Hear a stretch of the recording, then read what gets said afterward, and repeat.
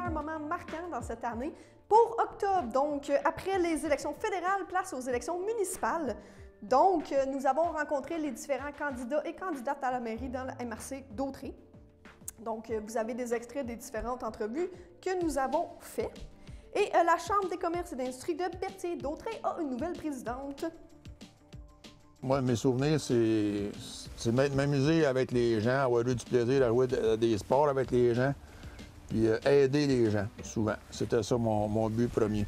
Moi, à la sortie du cégep, j'avais été engagé par une firme de syndic de faillite, qui aujourd'hui s'appelle Raymond Chabot. Fait que j'ai administré des faillites pendant 3 ans et demi dans cette gestion-là, ce qui m'a donné une belle expérience pour ce que je fais aujourd'hui. J'ai vu les mauvais côtés de ce qui est arrivé aux entreprises qui, malheureusement, ont fait faillite.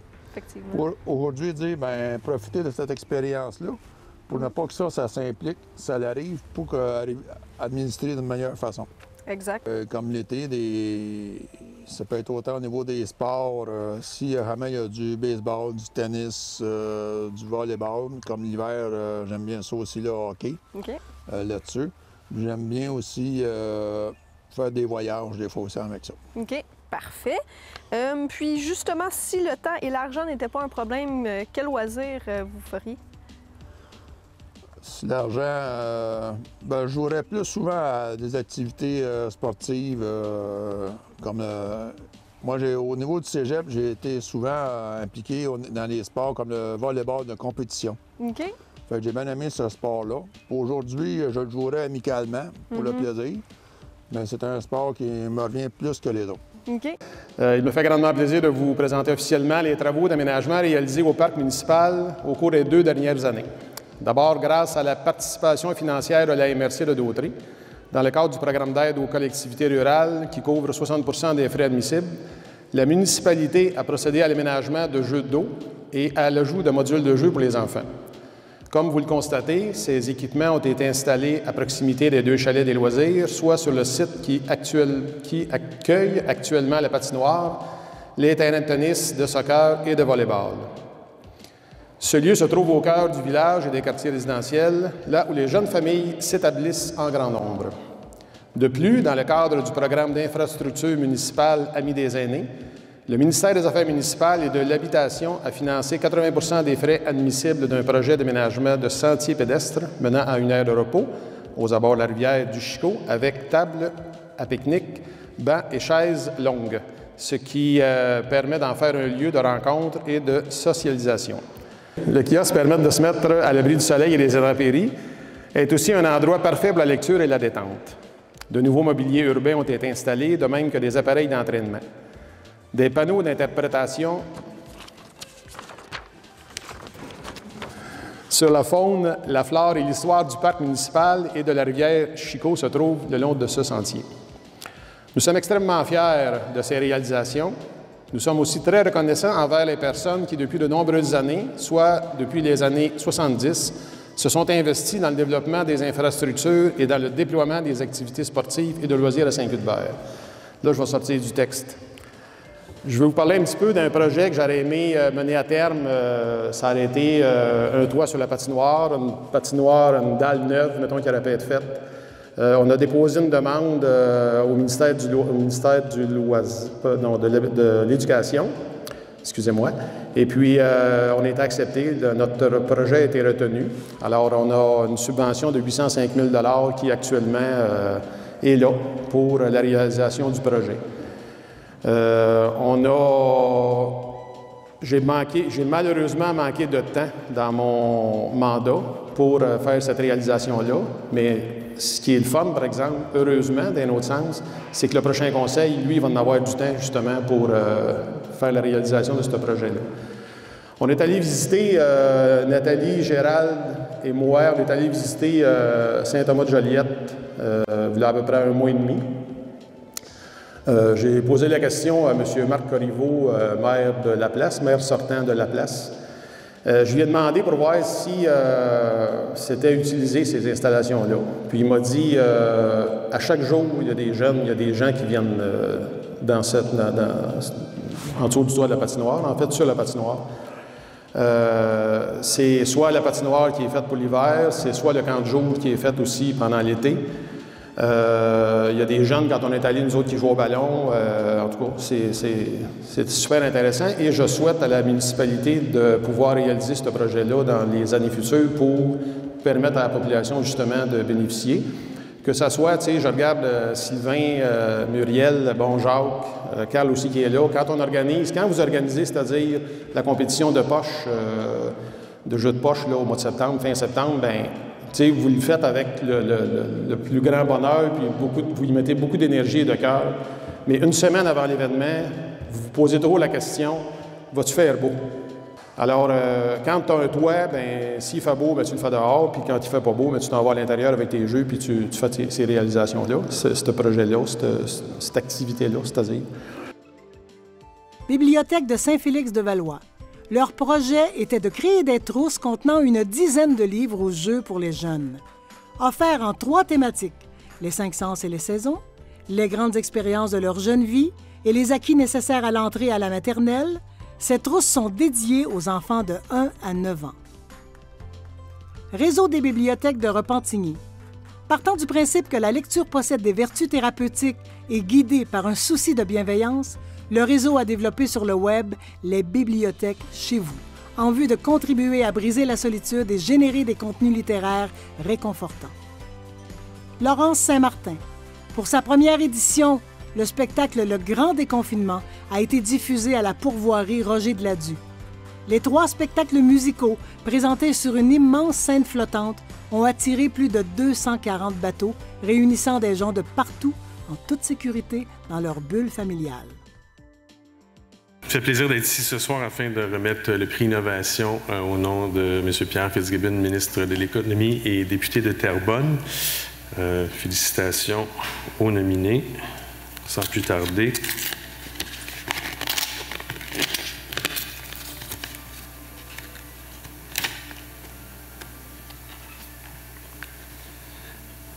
Ce projet éducatif pour les moins de 9 ans est versatile, original et très près de la vie de nos jeunes. La carte cadeau à la boutique 4673.ca d'une valeur de 500 $ est remise à la Bibliothèque de Saint-Félix-de-Valois. C'est une promesse, garde debout contre le vent, une bataille de chaque jour, de chaque instant. Merci infiniment. Écoutez, j'ai porté ce projet-là seul, mon bébé pandémique. Merci infiniment à mon directeur à l'époque, Mathieu Vogel-Robert, d'avoir cru en mon projet. Merci pour le temps qu'on nous a donné. Merci à mon nouveau directeur, je change souvent, Olivier Vachon, qui a si bien assuré la continuité. Je crois énormément à la littérature jeunesse. C'est porteur, ça dédramatise. C'est là-dessus que j'ai travaillé, seul 9 mois, à faire une bulle merveilleuse, à travailler à travers des centaines de livres jeunesse, à me demander toujours comment créer ces trousses-là. Ce fut du pur bonheur et ce bonheur-là se continue à travers la réaction de ma population. Ça prouve que les petits milieux, bien, ça vaut la peine d'essayer, ça vaut la peine que nos dirigeants nous laissent essayer d'innover. Merci. Donc, comme il s'agit de ma dernière intervention à titre de président de la Chambre de commerce, ça fait quelques années que je suis à la Chambre de commerce, ça fait près de 8 ans. J'ai été 7 ans dans le conseil d'administration, comité exécutif. Point de vue personnel et professionnel fait en sorte que je dois prendre plus de temps à la maison. C'est la raison que j'ai pris une décision de ne pas me représenter à titre de président de la Chambre de commerce pour le moment. Donc, je vous présente la nouvelle présidente, Mme Kathleen Généreux, qui va pouvoir vous présenter son conseil d'administration. Donc, bonjour à tous. Merci de vous être déplacés. Donc, c'est très apprécié. Un retour à la normale en présentiel. On est content de vous voir. Et je suis moi-même très fière de pouvoir représenter la Chambre de commerce maintenant à titre de présidente. Je suis honorée de pouvoir poursuivre le travail de mon prédécesseur, Steve Piché, que je souhaite remercier pour son dévouement, son leadership et ses interventions. Surtout dans le contexte des derniers mois qui ont amené leur lot de défis pour la Chambre de commerce. Donc, un grand merci à Steve pour sa persévérance. J'ai beaucoup appris de lui, aussi de Jean-François Laporte, qui était président au moment de mon arrivée au niveau du CA. Donc, je tiens là, à vous rassurer que je ferai en sorte de poursuivre vos ambitions, que ce soit pour la Chambre, nos membres et notre région. Je tiens aussi à remercier mes collègues membres du CA, plusieurs sont présents ce soir, qui m'ont promu à ce poste. J'apprécie beaucoup votre confiance et je ferai tout en mon pouvoir là, afin de relever ce défi. Je m'assurerai que tous ensemble, nous répondons aux attentes là, des membres de la Chambre de commerce et que nous atteignons nos buts. Donc, sans plus tarder, voici la présentation des membres du CA 2021-2022. À la vice-présidence, Caroline Ouellette de Pratique RH. Toujours à la vice-présidence, malheureusement absent ce soir, Jimmy Mondor du groupe Mondor. Donc, quand même. À titre de trésorier, absent ce soir aussi, Éric Fortier, directeur de la Caisse d'Autrey. Dans le rôle de secrétaire, Vanessa Sylvestre des entreprises EBI, qui est absente aussi, je ne l'ai pas vue, je crois. Donc, merci quand même. Ainsi que tous les administrateurs, donc, bien entendu, Michael Belrose de la SADC, Philippe Denis des entreprises Philippe Denis, Maître Madeleine Laporte de Laporte et Associés notaire, qui est absente ce soir, Olivier Minot de la Galerie d'art Le Berthelet, et Steve Piché, président ex-officio de Express Mondor.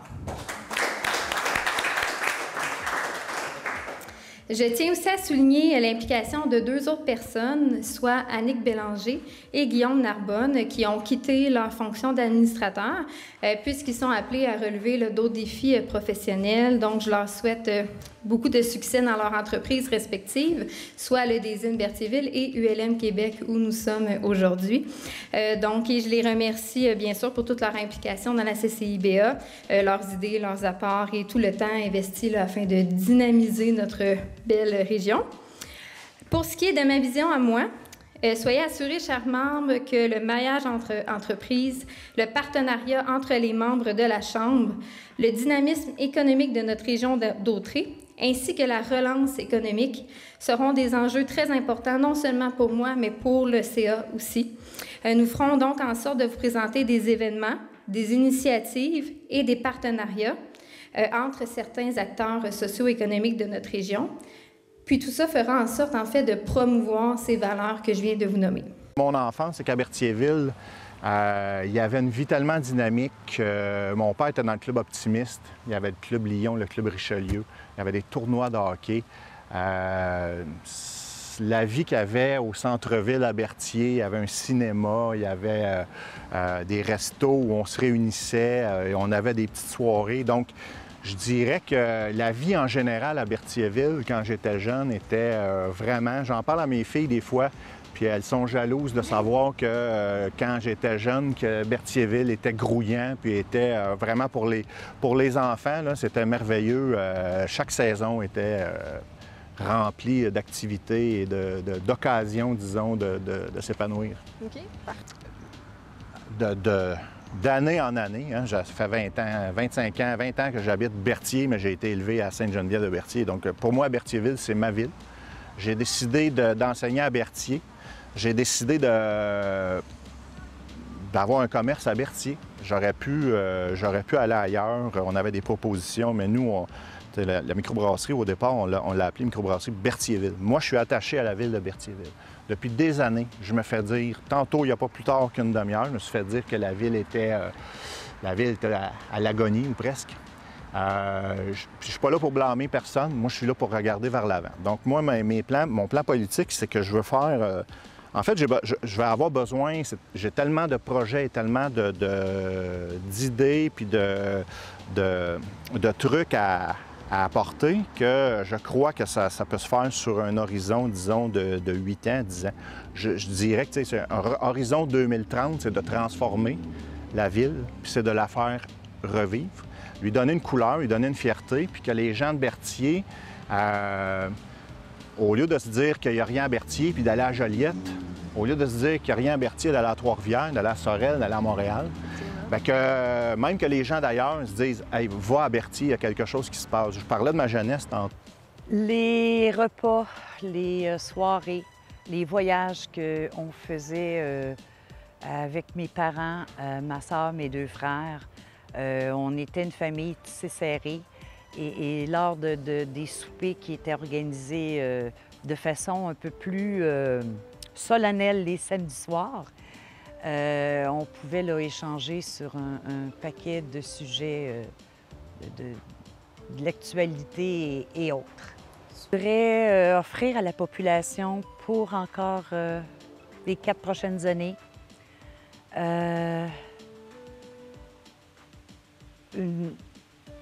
de les représenter, de bien les représenter sur tous les comités, autant au niveau des divers paliers de gouvernement et les défendre. Je voudrais aussi que j'offre aux gens, en fait, de m'assurer à veiller à la saine gestion des fonds publics tout en respectant la capacité financière de payer des citoyens. D'ailleurs, j'invite les gens à aller consulter leur compte de taxes où, depuis 2013, toute la tarification des services a baissé. J'offre aux gens aussi de continuer à accroître la richesse de notre ville. De 2013 à aujourd'hui, la richesse foncière a augmenté de 119 millions. Je vais continuer à solliciter les investisseurs, les promoteurs pour qui viennent dans la ville de Berthierville. Je veux aussi pour les gens leur offrir une ville paisible et sécuritaire. Et à travers tout ça, je veux être la personne qui va être là pour eux, qui va être à l'écoute de la population, une femme engagée, une femme déterminée, avec tout le bagage que j'ai pu accumuler au cours de mes années antérieures, que ce soit... Le centre des loisirs, parce que je suis natif de Lavaltrie, donc on allait au centre des loisirs. Et les gens qui s'occupaient de nous, c'était vraiment des animateurs incroyables dont j'ai un souvenir encore tout à fait là, indélébile, et des gens enthousiastes, passionnés. Écoutez, on avait des cours d'athlétisme, okay. On avait des cours de natation, on allait aussi, on faisait des sorties en autobus scolaire, on allait à certains endroits pour se baigner ou pour aller, comme un peu les scouts font aujourd'hui, on allait découvrir des lieux, je pense à Sainte-Béatrix. Ça a l'air près aujourd'hui quand on dit ça, mais à l'époque c'était loin. Et donc, je dirais que ce moment-là de ma vie, en tout cas, il a été extraordinaire parce qu'on a pu, avec ces animateurs-là, d'ailleurs, que je connais, qui sont encore, que je côtoie encore, certains animateurs que je côtoie encore. Et puis, vraiment, c'était des beaux moments. Super. On a colligé plein d'informations, on a eu plein d'échanges avec les citoyens, que ce soit par Zoom, oui, mais aussi lorsqu'on les rencontrait à l'épicerie, dans la rue, ou au téléphone. Donc, on a fait vraiment, je dirais, un travail en profondeur et on a écrit un programme. Okay. Un programme. Et d'ailleurs, il est disponible. Les gens qui suivent bien la politique ont dû le recevoir par la poste. Sinon, vous m'appelez personnellement, je vais aller vous en porter un. C'est un programme ambitieux. C'est un programme très ambitieux. Je pense qu'il touche à tous les aspects de la vie. Et nous, on pense qu'on peut le réaliser. On pense qu'on peut le réaliser, mais pas seul. Donc, en fait, je dirais notre philosophie à nous, c'est de remettre le citoyen au cœur de l'action. Moi, j'étais maire de... Le territoire de Lanoret, c'est 100 km. Ça veut dire que vous avez plus du tiers du territoire de Lanoret qui sont les tourbières. Alors, c'est quand même incroyable. C'est la carte de visite de la municipalité. Et vous savez que le père Marie-Victorin, on a contacté des gens du gouvernement du Québec et on veut regarder pour mettre en place, ici même, un centre de recherche sur les tourbières. Donc, ni plus ni moins un pavillon universitaire. Ça, c'est un élément du programme et on a reçu un accueil incroyable. Alors moi, je suis le troisième garçon d'une famille de 3 garçons. Puis on avait 1 an entre chacun. Alors, il y avait beaucoup d'ambiance dans la maison. Mes parents ont eu beaucoup de mérite d'essayer de garder l'ordre. J'ai eu une belle enfance, dans le fond. Moi, je suis un petit peu de la Mauricie. Alors, ça fait 12 ans maintenant que je suis à Lanoret. j'ai vraiment grandi dans un petit village natal de 5000 personnes. OK. Comme ici. Parcours. Exactement. Et puis, dans une famille, je dirais modeste. Mes parents étaient pas des gens très, très scolarisés. OK. Mais avec des valeurs incroyables, évidemment. Ils ont travaillé fort toute leur vie. Alors, c'est des valeurs, justement, de respect, de travail, d'honnêteté qu'ils m'ont transmises. Et puis, c'est un bagage que je garde bien précieux. J'ai la chance de travailler avec une équipe très expérimentée. Puis, en même temps, avec des nouveaux aussi. Alors, donc, notre proposition, c'est de la continuité et en même temps aussi du nouveau. Hein? Il faut qu'on évolue tous, une municipalité aussi. Alors, ça, c'est une chose. Alors, basé sur ce constat-là, la première et plus importante proposition, je crois, pour nous, c'est vraiment tout ce qui touche autour de la santé. Faire en sorte, avec l'établissement d'une clinique de santé dans le lieu presbytère, faire en sorte, donc, de pouvoir, avec cette plateforme-là, très efficace qu'est une clinique, pouvoir offrir vraiment des soins de santé aux gens. C'est pas normal qu'on n'ait pas de médecin à la Lorraine depuis très longtemps. C'est pas normal qu'on n'ait pas de clinique, qu'on paye les mêmes impôts que tout le monde.